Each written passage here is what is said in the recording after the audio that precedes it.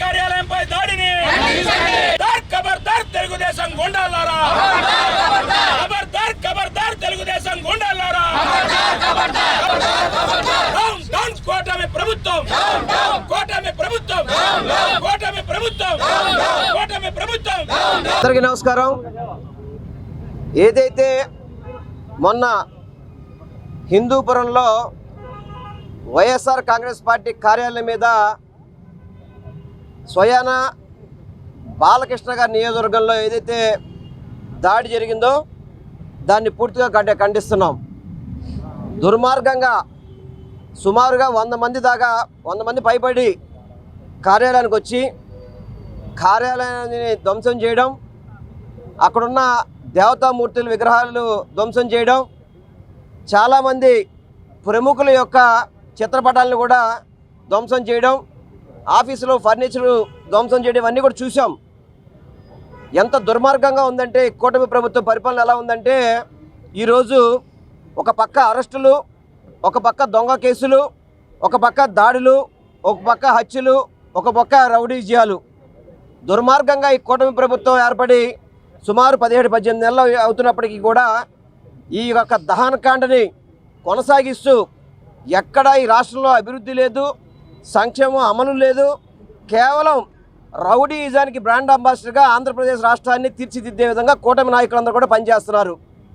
ఎంత దుర్మార్గం అంటే, ఒక పార్టీ కార్యాలయానికి రక్షణ లేకపోవడం అంటే ఎంత దుర్మార్గంగా ఈ యొక్క పరిపాలన ఉందో మనం అర్థం చేసుకోవాల్సిన అవసరం ఉంది.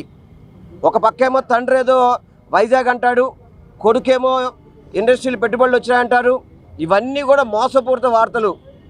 ఒక పక్క అమరావతి అభివృద్ధి అని చెప్తారు, అక్కడ ఎక్కడ అభివృద్ధి అనేది కనబడే పరిస్థితి లేదు.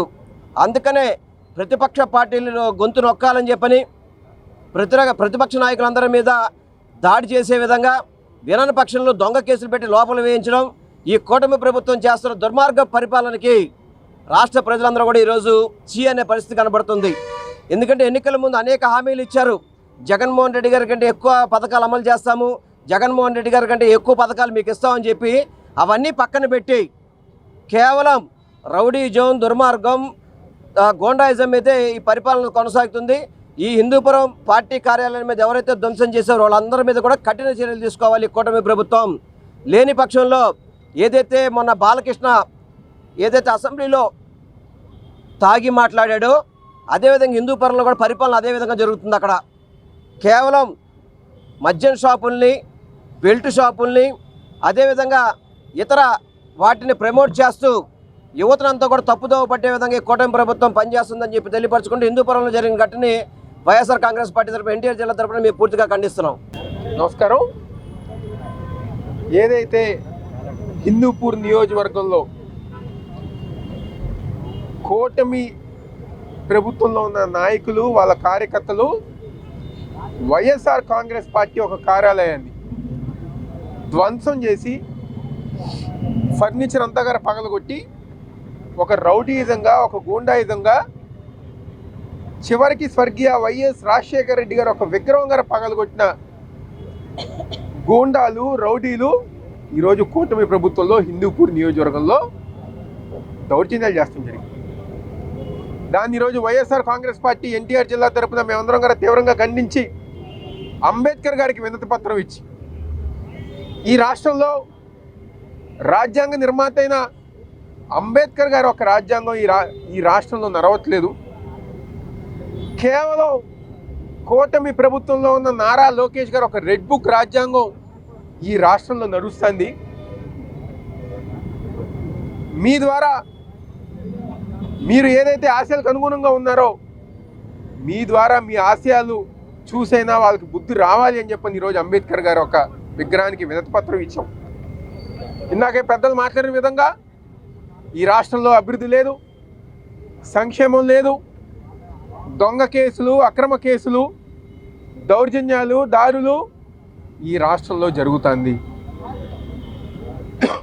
ఒక పక్క జగన్మోహన్ రెడ్డి గారు 5 సంవత్సరాలు అధికారంలో ఉన్నప్పుడు మేము తీసుకొచ్చిన ఒప్పందాలు కానివ్వండి, మేము తీసుకొచ్చిన పెట్టుబడులే ఇప్పుడు మీరు వచ్చిన తర్వాత వాళ్ళతో ఆ అగ్రిమెంట్లు అన్ని గారు చేసుకుంటారు.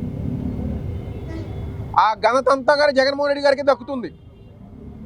ఆయన వేసిన బాటలో ఈరోజు మీరు నడుస్తున్నారని చెప్పని మేమందరం గారు చెప్పదలుచుకున్నాం.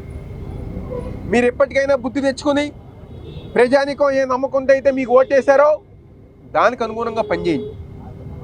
అదేవిధంగా ఇలాంటి దాడులు కానివ్వండి, దౌర్జన్యాలు కనుక చేస్తే మాత్రం తప్పకుండా రేపనే రోజు వైఎస్ఆర్ కాంగ్రెస్ పార్టీ జగన్మోహన్ రెడ్డి గారు ఒక నాయకత్వంలో మేము అధికారంలోకి వచ్చిన తర్వాత ఎవరైతే మా రాజశేఖర రెడ్డి గారు ఒక విగ్రహం ధ్వంసం చేశారో, ఎవరైతే మా పార్టీ కార్యాలయం ధ్వంసం చేశారో తప్పకుండా చట్టం ముందు నిలబెట్టే బాధ్యత వైఎస్ఆర్ కాంగ్రెస్ పార్టీ నాయకులు, కార్యకర్తలు తీసుకుంటారని గారి సందర్భంగా చెప్తూ సెలవు.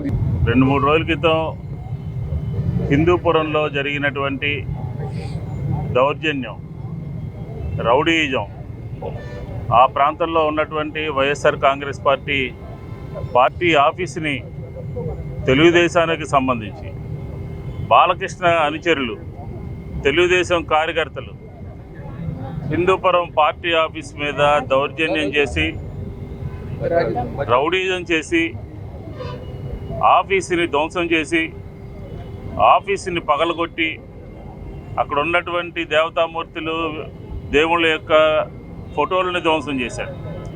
ఆఫీస్ సిబ్బంది మీద దాడి చేశారు. ఇదేనా ప్రజాస్వామ్యం అని చెప్పని వైఎస్ఆర్ కాంగ్రెస్ పార్టీ అడుగుతూ ఉంది.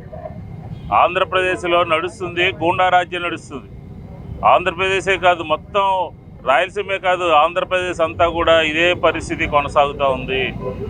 రెడ్ బుక్ అంటే ఏంటో ఆంధ్రప్రదేశ్ ప్రజలకి క్లియర్గా ఇప్పుడు అర్థమైంది. పార్టీ ఆఫీసుల మీద దాడులు చేయటం, కీలకమైనటువంటి సాక్ష్యాధారాలు ఉన్నటువంటి వ్యక్తులు అనుమానాస్పదంగా మరణించటం, ఆంధ్రప్రదేశ్ ఆర్థికంగా తాడి చెట్టు లోతులో మా పార్టీ ఆఫీస్ మీదకి వచ్చి ధ్వంసం చేసినందుకు, దాడులు చేసినందుకు ఆశ్చర్యం ఏంటంటే పోలీసుల సమక్షంలో, పోలీసులు ఉండగానే పోలీసులు ఏమాత్రం కూడా కట్టడి చేయలేకుండా వ్యవహరిస్తూ ఉన్నారు.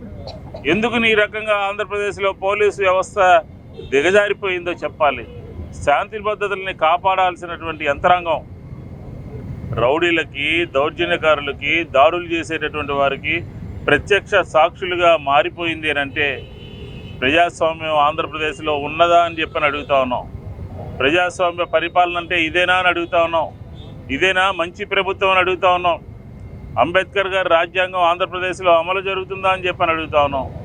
కాబట్టి అన్ని రంగాల్లోనూ కూడా పెట్టుబడులు తీసుకురావడంలో కానివ్వండి, సంపద సృష్టించడం కానివ్వండి, లేకపోతే సంక్షేమ కార్యక్రమాలని అమలు చేయడంలో కానివ్వండి, జగన్మోహన్ రెడ్డి గారితో పోటీ పడాలి, జగన్మోహన్ రెడ్డి గారి ఆలోచనల్ని పేర్లు మార్చి అమలు చేస్తున్నటువంటి ఈ ప్రభుత్వం ఒక్క నిమిషం కూడా అధికారంలో ఉండటానికి అవకాశం లేదు. ఒక్క నిమిషం కూడా ప్రజలు ఇచ్చినటువంటి 50% ఉన్నటువంటి పైగా ఉన్నటువంటి ఓట్లు ఇప్పటికే 30-40% పైగా పోయినాయి అని చెప్పని కూడా ఈ సందర్భంగా చెప్తున్నాం. ప్రభుత్వం ఉన్నప్పటికీ కూడా ప్రజల యొక్క విశ్వాసాన్ని, ప్రజల యొక్క దీన్ని కోల్పోయింది. ఈ హిందూపురంలో పార్టీ ఆఫీస్ మీద జరిగినటువంటి సంఘటనని ఆంధ్ర రాష్ట్ర ప్రజలందరూ కూడా గమనిస్తున్నారు. కాబట్టి ఖచ్చితంగా తెలుగుదేశం అధిష్టాన వర్గం ఇలాంటి రౌడీజాలని, గూండాయిజాలని ప్రోత్సహించడం, పోలీసుల సమక్షంలో దాడులు చేయడాన్ని వైఎస్ఆర్ కాంగ్రెస్ పార్టీ తీవ్రంగా ఖండిస్తూ ఉంది. ఇలాంటి సంఘటనలు పునరావృతం కాకుండా ప్రభుత్వం చూసుకోవాల్సినటువంటి బాధ్యత ఉంది. లేకపోతే ఖచ్చితంగా 2.0లో ఇందాక మా వాళ్ళు చెప్పినట్టుగా ఏ రకంగా దీని మీద న్యాయం జరిగేటట్టు ఇలాంటి దౌర్జన్యాలకి పులి స్టాప్ పడేటట్టుగా వైఎస్ఆర్ కాంగ్రెస్ పార్టీ నిర్ణయం తీసుకుంటుంది అని చెప్పని కూడా ఈ సందర్భంగా తెలియజేస్తారు. అయితే 2 రోజుల క్రితం హిందూపురంలోన ఘటన జరిగిందో వైఎస్ఆర్సీపీ పార్టీ మీద అక్కడ నియోజకవర్గ ఎమ్మెల్యే అయిన బాలకృష్ణ అనుచరులు దాడి చేయటం జరిగింది. చాలా తీవ్రంగా మేము ఖండించడం జరుగుతుంది. ఈరోజు ఎన్టీఆర్ జిల్లా తరపున మేమందరం మా ఎన్టీఆర్ జిల్లా అధ్యక్షులు మా దేవినేని అవినాష్ గారు, అలాగే వెల్లంపల్లి శ్రీనివాసరావు గారు, విష్ణు గారు, అలాగే రాజీవ్ గారు, మా డిప్టీ మేయర్లు కానీ, మా కార్పొరేటర్లు కానీ, మా పార్టీ ఇన్ఛార్జీలు, నాయకులు అందరం ఈరోజు, మహిళా నాయకులు అందరం ఈరోజు రావటం జరిగింది. ఎందుకంటే ఇది రెడ్ బుక్ రాజ్యాంగం ఏ రకంగా వీళ్ళు అమలు చేస్తున్నారు, ఏ రకంగా ఈరోజు పార్టీ ఆఫీసుల మీద దాడులు చేస్తున్నారు. వాళ్ళు పార్టీ ఆఫీసు మీద దాడి చేసి అక్కడ పోలీసులు సోద్యం చూస్తున్నట్టు చూసి ఊరుకుంటూ పార్టీ ఆఫీసుని పూర్తిగా ధ్వంసం చేయటమే కాకుండా తిరిగి మళ్ళీ ఏదైతే ఆ నియోజకవర్గం ఇన్ఛార్జ్ ఉన్నదో ఒక లేడీ అయి ఉండి ఆమె ఆఫీసు మీద దాడి చేయడమే కాకుండా ఈరోజు ఆమె హస్బెండ్ మీద కూడా ఎస్సీ ఎస్టీ అట్రాసిటీ కేసులు కూడా వాళ్ళ మీద దాడి చేసి మళ్ళీ వాళ్ళ మీద కేసులు ఏ రకంగా పెడుతున్నారు వీళ్ళు. అసలు పోలీసు వ్యవస్థ ఉందా, లేకపోతే ఆంధ్ర రాష్ట్రంలో పోలీసు వ్యవస్థ పూర్తిగా నిర్వీర్యమైందా? ఈ పోలీసు వ్యవస్థ only Lokesh Babu red book రాజ్యాంగాన్ని మాత్రమే అమలు చేస్తుంది, కానీ అంబేద్కర్ రాజ్యాంగాన్ని ఆంధ్రప్రదేశ్లో అమలు జరగటం లేదు. ఎవరైతే బాధితులు ఉన్నారో ఆ బాధితుల మీద తిరిగి మళ్ళీ కేసులు పెట్టడం అన్నది ఇది చాలా సోజ్యంగా ఉంది. ఇది ఆంధ్రప్రదేశ్ ప్రజలందరూ గమనిస్తున్నారు. ఈరోజు మా టైం ఉంది, మేమేదో చేసేస్తున్నాము అని అనుకుంటే ఇది మాకు మీరు పూర్తిగా చంద్రబాబు నాయుడు గారు ఎలాగా దొంగ రాజ్యాంగం ఎలా సృష్టించాలి, దొంగతనంగా ఎలాగ పరిపాలన చేయాలి అన్నది మాకు ఒక లెసన్గా చెప్తున్నట్టుంది. ఈరోజు మీరేం చేస్తున్నారో రేపు పొద్దున్న ఇలాంటి అన్ని అనుభవాలు మీకు వచ్చే విధంగా మీరు మాకు ఇవన్నీ తెలియజేస్తున్నారు. మాకే కాదు ప్రజలకు కూడా తెలియజేస్తున్నారు.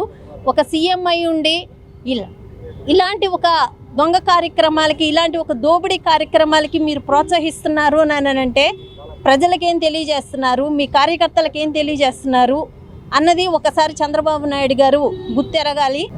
ఒక హేయమైన చర్యగా మేమంతా రాష్ట్ర ప్రజలు కూడా వైఎస్ఆర్ కాంగ్రెస్ పార్టీకి సంబంధించిన నాయకులు కార్యకర్తలే కాదు రాష్ట్ర ప్రజలంతా భావించే పరిస్థితి ఉంది. ఈ సంఘటనని పార్టీ నాయకులు అలాగే ప్రజలు తీవ్రంగా ఖండిస్తూ ఉన్నారు. ఏదైతే ఈరోజు చంద్రబాబు నాయుడు గారు 75 ఏళ్ల వయసులో కూడా ఈ రాష్ట్రానికి పెద్ద దిక్కుగా ఒక తండ్రిలా పాలించాల్సిన పరిస్థితి పోయి కేవలం నారా లోకేష్ గారి రెడ్ బుక్ రాజ్యాంగం అమలుపరచడం జరుగుతూ ఉంది ఈరోజు రాష్ట్రంలో. ఒకటి మాత్రం చెప్తా ఉన్నాం, నారా లోకేష్ గారు మీరేదైతే రెడ్ బుక్ రాజ్యాంగాన్ని రచించి అమలు చేస్తూ ఉన్నారో రేపొద్దున ఆ రెడ్ బుక్ రాజ్యాంగానికి మీ కార్యకర్తలే బలి అవుతారు నారా లోకేష్ గారు. ఇది గుర్తుపెట్టుకోండి. మేము మిమ్మల్ని తీవ్రంగా, మీ చర్యని తీవ్రంగా ఖండిస్తూ మీకు హెచ్చరిక జారీ చేస్తూ ఉన్నాం.